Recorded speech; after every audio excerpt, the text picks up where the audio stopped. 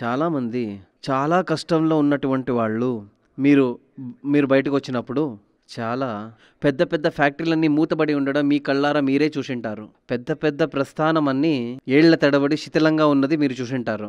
అదే విధంగా పెద్ద పెద్ద వాళ్ళంతా పేరు, ప్రతిష్ట, ఐశ్వర్యవంతులంతా జైల్లో వాసిస్తున్నారని విని ఉంటారు. కొంచెం ఆలోచించి చూస్తే, కొంచెం వెనక్కి చూస్తే ఇంతకు ముందే చెప్పిన ఫ్యాక్టరీలంతా మంచిగా పనిచేసినవే ఒక టైంలో.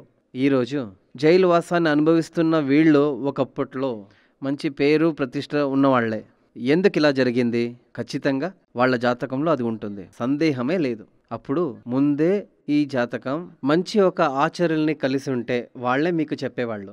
ఇన్ని సంవత్సరాల తర్వాత మీకు ఇలాంటి దోషాలు ఉంది, ఆ దోషాలని మీరు ఆపాలి.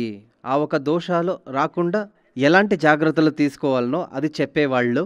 అది చేస్తుంది, అది చేయిస్తుంది, ఇది చెయ్యాలి అని చెప్తారు. అలా జాగ్రత్తగా